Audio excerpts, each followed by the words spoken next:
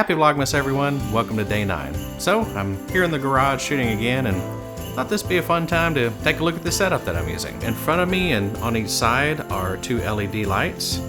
Behind me and kind of shining down this way are 2 more LED lights, they're little ones.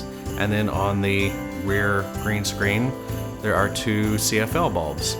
So these 2 lights, the fill and key, they are 300 LED newer, which is a brand name, newer powered lights, so they actually plug in.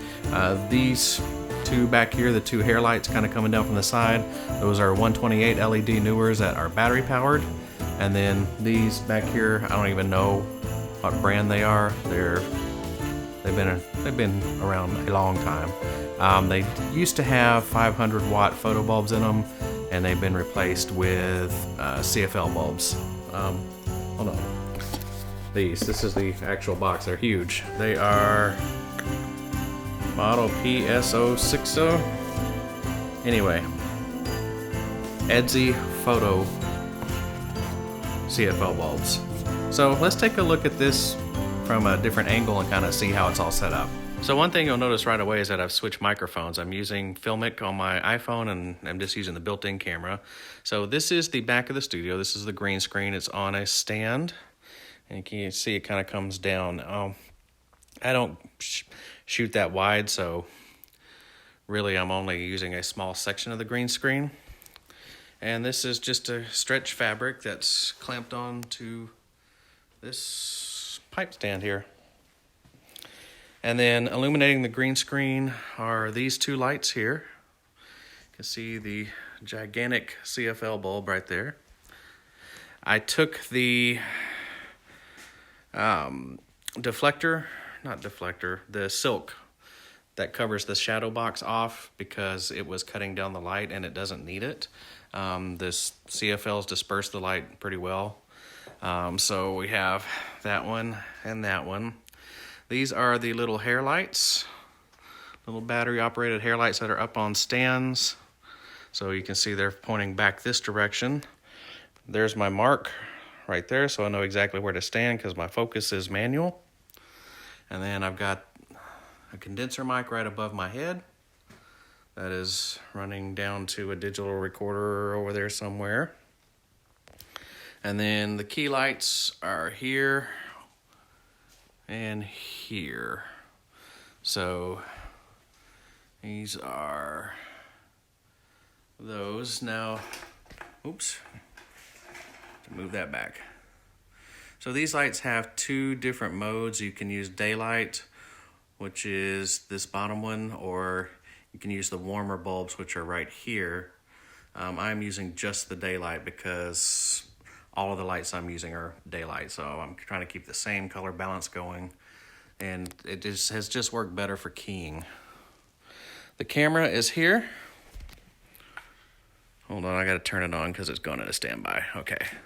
So it's an older Canon, just a Canon T2i. It's going into this little matte box. I have an external monitor there so I can see myself. And then on the left, I've mounted a focus knob. And so that's really good when I'm focusing. I will hit my mark, zoom in to 10 times. And then that basically just puts my eyeball in there, and then I can kind of come up and make little adjustments here until it's perfectly in focus. And then once it's set, I just don't touch it anymore. So that is the studio setup. So I'm using 6 lights. 1, 2, 3, 4, 5, 6 lights, green screen background, condenser mic, older Canon DSLR, coming into this Lilliput monitor, and the camera just went into standby again. So that's the setup. The one thing that I do on the slate is I write the name of the audio file that I'm syncing with. That just makes it a whole lot easier in post. So the benefit of writing the audio file number on the slate is that it makes it a whole lot easier in post. You can look at that beginning of that shot and know exactly which audio shot you need to actually go sync this with. It's not as big a deal on something like this, but the first time I'd used separate sound audio recording was on a short film that I did a few years ago.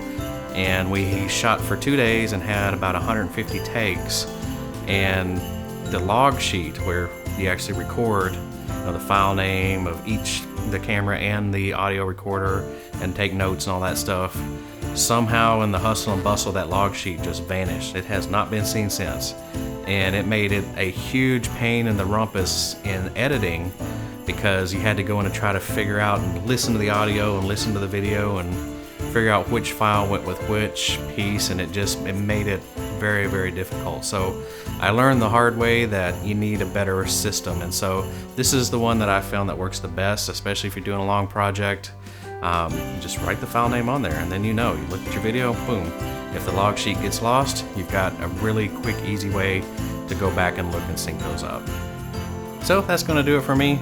Hope you enjoyed this little tour of my messy garage. Pardon the mess. I had to shove everything to the sides to make room for this little studio. One other thing I should mention is that the mark on the floor is 8 feet from the back wall, and the camera is zoomed in. That actually helps with keying, to put one, distance between yourself and the green screen, and two, the zoom actually kind of throws the background just slightly out of focus, and that helps smooth it out and make it easier to key off of. So if you can do that, if you have the space to do it, it's always a good idea. So that's going to wrap it up for me. Thanks for watching. Take care, guys.